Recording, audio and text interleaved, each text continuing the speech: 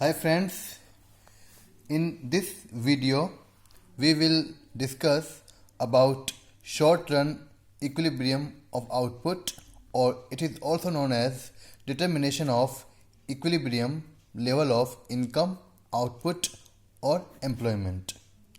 Let me clear one thing that कि इस question में जब पेपर में क्वेश्चन आता है खास तौर से 12th क्लास में, तो कई बार लिखा आ सकता है कि भाई explain the equilibrium level of income, और कई बार इनकम की जगह आउटपुट भी लिखा आ सकता है, एम्प्लॉयमेंट भी लिखा आ सकता है, because income, output and employment are equal to each other. So exam में ये तीनों वर्ड भी लिखे आ सकते हैं, इनकम, आउटपुट, एम्प्लॉयमेंट, और हो सकता है कि केवल इनकम लिखा है या आउटपुट लिखा है या एम्प्लॉयमेंट लिखा है. They are all similar. So कहने का मतलब हमारा यही है कि आप तो ये सीख लीजिए कि भाई determination of equilibrium level of income, output और एम्प्लॉयमेंट का कैसे होता है. 12th क्लास के लेवल का वीडियो है, लेकिन दूसरे एग्जाम में भी, कंपटीशन एग्जाम में भी काम आ सकता है. ठीक है. हम जो 12th क्लास है उसमें शॉर्ट रन इक्विलिब्रियम की स्टडी जो है वो रखी गई है, क्योंकि ये जो चैप्टर रखा गया है ये केनेशियन थ्योरी के ऊपर रखा गया है, जो प्रोफेसर जेम किन्स था उसकी थ्योरी पर रखा गया है. तो क्योंकि किन्स जो है वो शॉर्ट रन को अहमियत देता था, इम्पोर्टेंस देता था, तो शॉर्ट रन इक्विलिब्रियम आपके सिलेबस में आपको डिटेल से पढ़ना है. हालांकि क्लासिकल थ्योरी में भी इनकम का डिटर्मिनेशन समझाया गया है, लेकिन आपके सिलेबस में केनेशियन थ्योरी वाला समझाना है. ठीक है. अब क्वेश्चन ये आता है कि भाई 12th क्लास में इक्विलिब्रियम लेवल ऑफ इनकम या आउटपुट को डिटरमाइन करने के लिए आपको दो अप्रोच पढ़नी है. टू अप्रोच से आप दोनों में से एक अप्रोच लगा कि आप डिटर्मिनेशन कर सकते हैं. ये दो अप्रोच कौन सी है? एक अप्रोच है aggregate demand and aggregate supply approach, यानी समस्त मांग और समस्त पूर्ति अवधारणा. इसको शॉर्टकट में ADAS अप्रोच या यहाँ पे आई आएगा, C+I और C+S मेथड. C+I क्यों? एग्री के पिछले चैप्टर में आपने ये पढ़ा था, इससे पीछे वाले वीडियो में, कि एग्री के डिमांड का फॉर्मूला क्या होता है C+I टू सेक्टर इकोनॉमी के अंदर, कंजप्शन प्लस इन्वेस्टमेंट, और एग्रीगेट सप्लाई का फॉर्मूला होता है कंजप्शन प्लस सेविंग. ये पढ़ा था, आप पढ़ चुके हो, ये ऑलरेडी स्टडीड अबाउट इट, तो हम डिटेल्स यहाँ पर नहीं पढ़ेंगे. एग्रीगेट डिमांड को C+I भी बोलते हैं, एग्रीगेट सप्लाई को C+S भी बोलते हैं. ठीक है. और दूसरी और जो सेकेंड अप्रोच है saving and investment approach, it also known as SI approach. आप यानी बचत और निवेश अवधारणा, आप दोनों ही विधियों के द्वारा आय का संतुलन स्तर या उपभोग का संतुलन स्तर को निर्धारित कर सकते हो. ठीक है. आइए इनको धीरे धीरे समझने का प्रयास करते हैं. अब सबसे पहले मैं ये बताऊं कि मैंने आपको ये बताया कि जो इनकम या आउटपुट का जो डिटर्मिनेशन, इक्विलिब्रियम लेवल का जो डिटर्मिनेशन है, उसको ज्ञात करने की दो विधियां हैं. लेकिन ये दो विधियां ही क्यों हैं? देखिए, ये टू अप्रोचेस क्यों हैं? Why there are two approaches for equilibrium level of output, income and employment. क्यों इसके इक्विलिब्रियम को डिसाइड करने के लिए दो अप्रोच ही क्यों रखी गई? देखो, इस बारे में जेम किन्स क्या लिखता है. According to professor JM Keynes, equilibrium attains where aggregate demand is equal to aggregate supply. दोस्तों, जो प्रोफेसर JM किन्स है, जॉर्ज मेनार्ड जो किन्स है, किन्स नाम का जो अर्थशास्त्री है, ये कहता है कि इनकम, आउटपुट, एम्प्लॉयमेंट का डिटर्मिनेशन, इक्विलिब्रियम लेवल का डिटर्मिनेशन उस बिंदु पर होता है जहां पे एग्रीगेट डिमांड और एग्रीगेट सप्लाई आपस में बराबर हो जाती है, यानी समस्त मांग और समस्त पूर्ति जहां पे आपस में बराबर हो जाती है, उसी पॉइंट के ऊपर आय, उत्पादन और रोजगार का संतुलन स्तर निर्धारित हो जाता है. ठीक है. अब इसकी दो अप्रोच क्यों है? एक तो यहीं पे आ गया कि aggregate demand equal to aggregate supply. अब यहाँ पे देखिए, एग्रीगेट डिमांड का फॉर्मूला होता है in two sector economy C+I, consumption plus investment होता है, और एग्रीगेट सप्लाई का फॉर्मूला होता है C+S, कंजप्शन प्लस सेविंग. अब अगर आप देखिए इस इक्वेशन में C से C कैंसिल हो गया, तो क्या बचा? I is equal to S और it is also S is equal to I. तो दो अप्रोच आपके पास बन जाती है. S का मतलब सेविंग हो, यहाँ पे देखिए S का मतलब सेविंग हो गया, आई का मतलब इन्वेस्टमेंट हो गया। तो एक अप्रोच तो हमारी क्या बन गई, एग्रीगेट डिमांड और एग्रीगेट सप्लाई अप्रोच बन गई, और एक बन गई सेविंग इन्वेस्टमेंट अप्रोच बन गई। Now we will discuss one by one these approaches. सबसे पहले हम लेते हैं aggregate demand and aggregate supply approach for the determination of equilibrium level of income output and employment। यानी equilibrium level of income output employment का determination करने के लिए हम सबसे पहले ADAS अप्रोच यानी समस्त मांग समस्त पूर्ति अवधारणा का प्रयोग सीखते हैं। इसमें क्या लिखना है, अगर एग्जाम में क्वेश्चन आता है कि भाई इस अप्रोच को एक्सप्लेन कीजिए, तो आप क्या लिखोगे। सबसे पहले आप ये बताओगे, according to this approach equilibrium level of income output or employment is determined at a point where aggregate demand and aggregate supply become equal to each other। यानी जो ये ADAS अप्रोच है, इस अप्रोच के अनुसार इनकम आउटपुट एम्प्लॉयमेंट का जो equilibrium level है, ये उस जगह डिटरमाइंड होता है जहाँ पे एग्रीगेट डिमांड एग्रीगेट सप्लाई के बराबर हो जाती है। जिस पॉइंट के ऊपर ADAS समस्त मांग समस्त पूर्ति बराबर हो जाएगी, उसी बिंदु पर जो है वो इनकम आउटपुट का इक्विलिब्रियम लेवल का डिटर्मिनेशन हो जाता है। ठीक है, सिंपल सी चीज़ याद रखिए, हार्ड नहीं है, इससे इतना याद रखिए। इसके बाद हम इसे थोड़ा एक्सप्लेन करते हैं डायग्राम के द्वारा। डायग्राम मैं चाहूँगा खास तौर से 12th क्लास के बच्चों से कि वो डायग्राम बनाने के लिए पेंसिल का ही यूज़ करें, बिकॉज मान लीजिए थोड़ी बहुत भी, हालांकि आप गलती नहीं करोगे, काफ़ी ट्राई करोगे अच्छा करने की, लेकिन वी ऑल आर ह्यूमंस, तो गलती हो जाती है। तो आप पेंसिल वगैरह से ही बनाएं ताकि गलत हो जाए तो आप मिटा के दोबारा बना सको। ठीक है, वो एक सजेशन है, मानना नहीं मानना आपके ऊपर है, बट आई प्रिफर दिस। आप सबसे पहले क्या करोगे, डायग्राम बना लोगे एक्स एक्सिस वाई एक्सिस पे।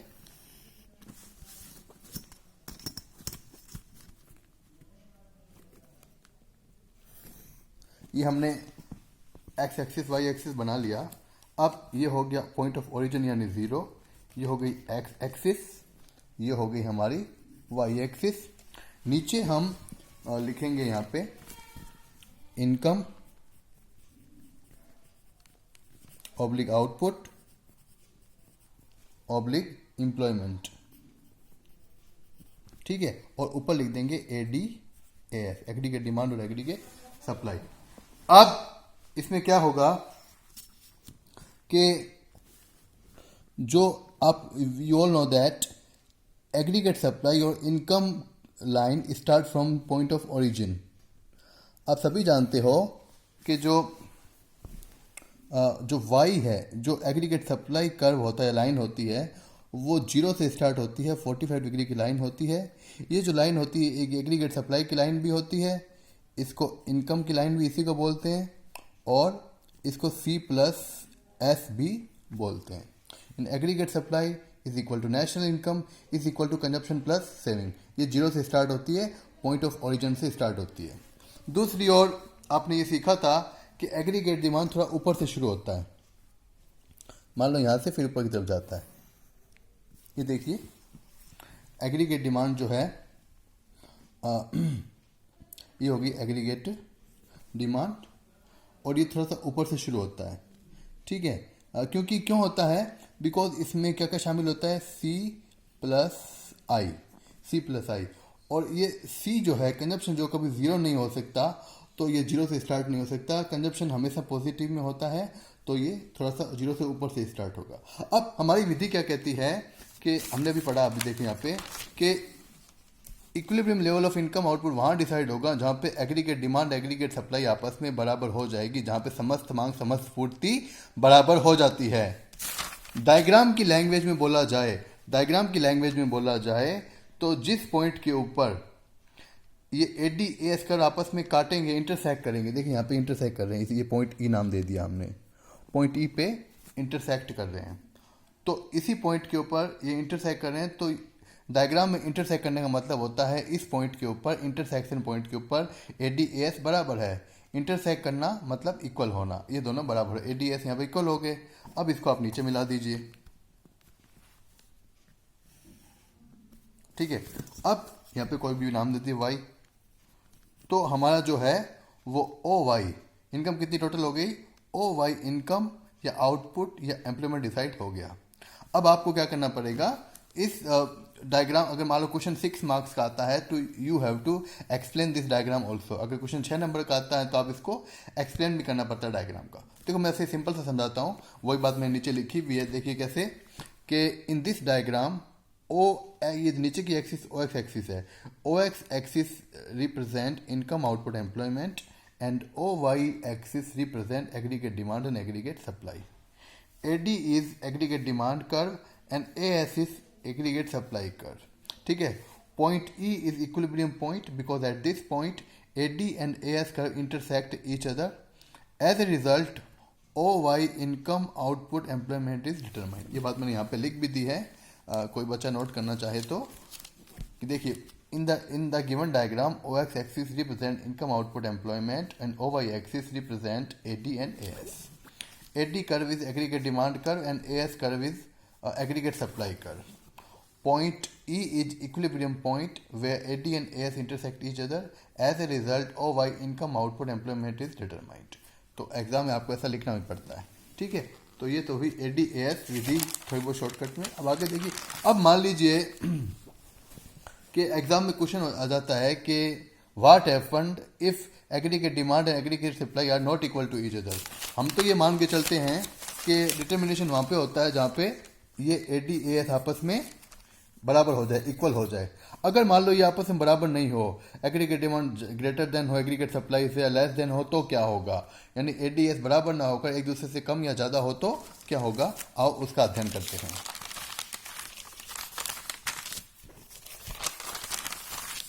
देखिए ये मैंने लिखा है यहाँ पे, When AD is greater than aggregate AS, यानी जब एग्रीगेट डिमांड ज़्यादा होगी एग्रीगेट सप्लाई से, जब समस्त मांग ज़्यादा होगी समस्त पूर्ति से, तो क्या होगा इकोनॉमी के अंदर, अर्थव्यवस्था के अंदर।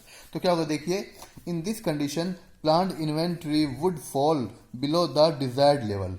इस कंडीशन में क्या होगा, अगर एग्रीगेट डिमांड ज़्यादा होगी तो जो आपकी इन्वेंट्री है, इन्वेंट्री जो है वो कम हो जाती है जितनी चाहिए।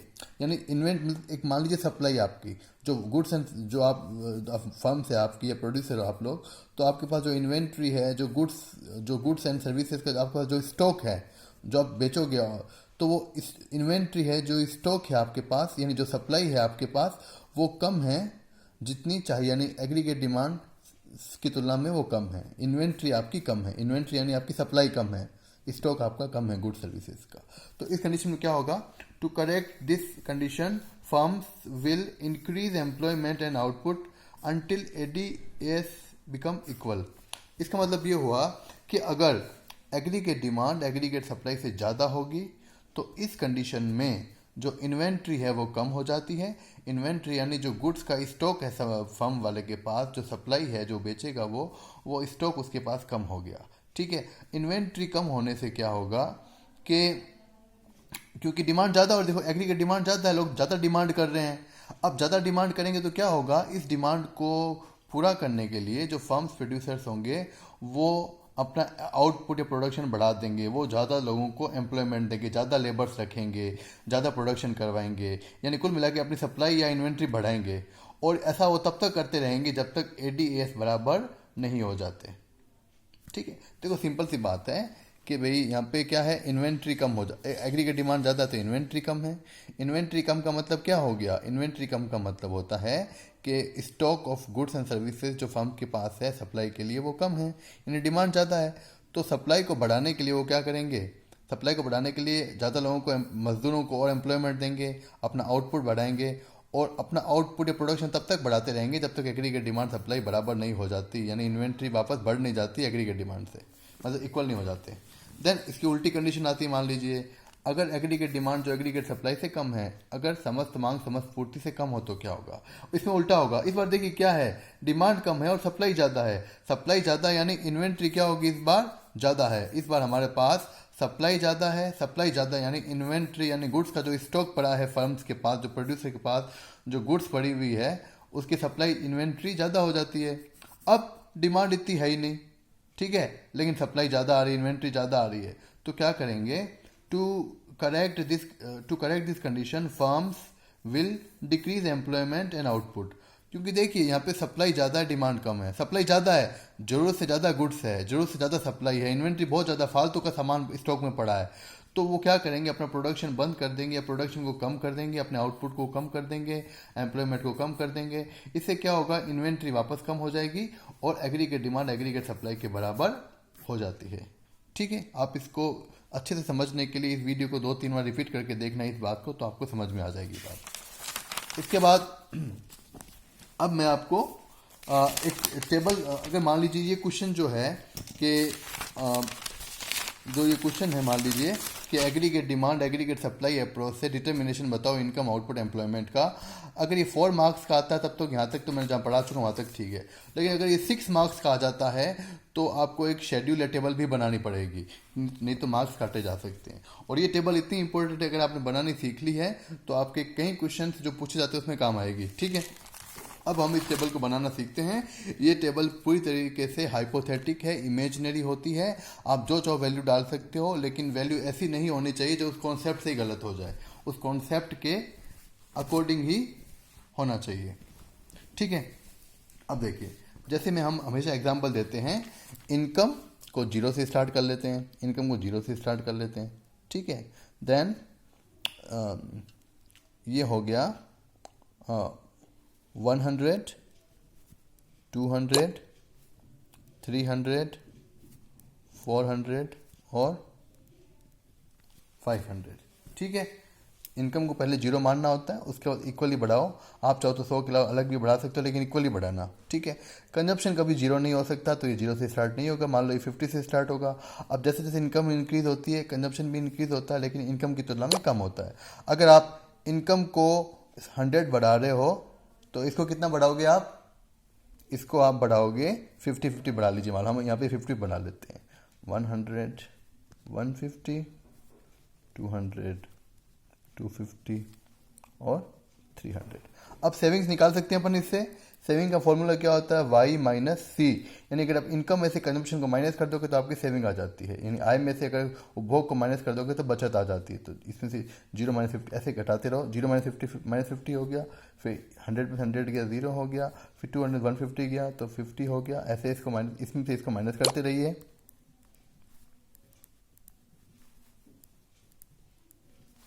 ठीक है, अब इन्वेस्टमेंट को आप लोग क्या करो कि एकदम कांस्टेंट मान लो। आप इसको कांस्टेंट मान लो, 50 मान लेते हैं इसको कांस्टेंट। 50, 50, 50, 50, 50 और ये 50।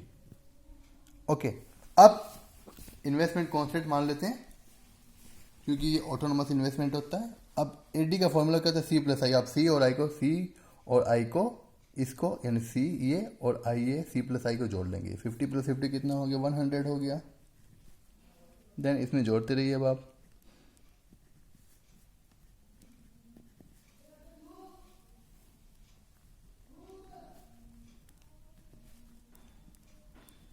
ठीक है, और यहाँ पे सी प्लस एस, आप चाहो तो सी और एस को जोड़ दीजिए, या सिर्फ जो वाई दे रखी है इसको लिख दीजिए, क्योंकि एग्रीगेट सप्लाई और वाई इक्वल होते हैं।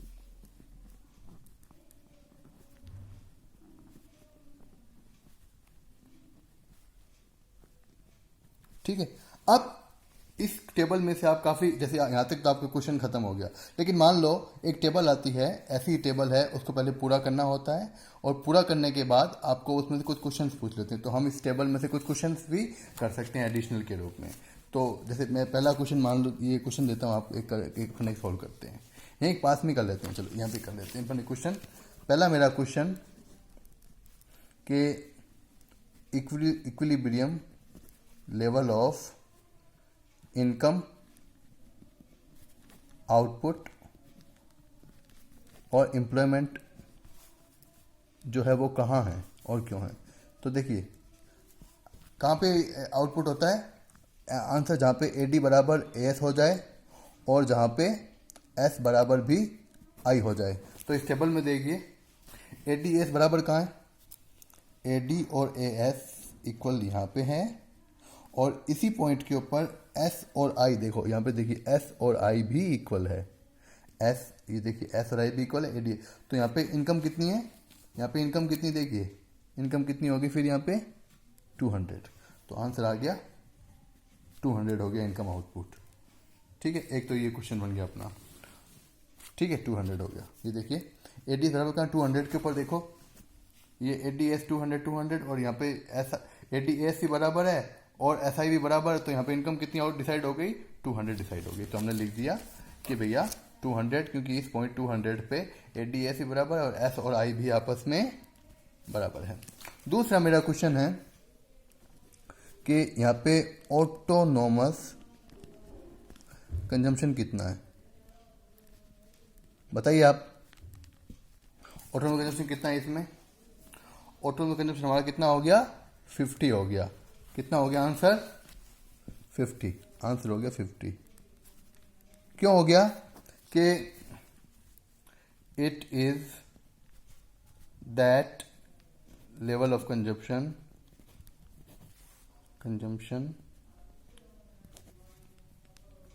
Where income is zero. यानी जहां पे इनकम जीरो होती है तो जीरो इनकम में जो कंजप्शन होता है ना वही ऑटोनोमस कंजप्शन कहलाता है। ठीक है, उसके अलावा मान लो क्वेश्चन आपसे पूछ ले ब्रेक इवन पॉइंट कौन सा है, ब्रेक इवन पॉइंट कौन सा है? ब्रेक इवन पॉइंट कौन सा होता है? जहां पे y बराबर c हो जाए, इनकम और कंजप्शन बराबर हो जाए। अब इसमें देखिए, यहाँ पे देखिए y और c यहाँ बराबर है 100, तो ये ब्रेक इवन पॉइंट कितना हो गया 100। कितना हो गया 100। तो अगर आपने ये टेबल बनानी सीख ली तो आप काफ़ी दूसरे क्वेश्चन के आंसर भी दे सकते हो और ये टेबल बहुत काम आएगी। ठीक है, थैंक यू सो मच। और भी कुछ डाउट्स है, कुछ क्वेश्चन है तो आप कमेंट करके पूछ सकते हो। Thank you.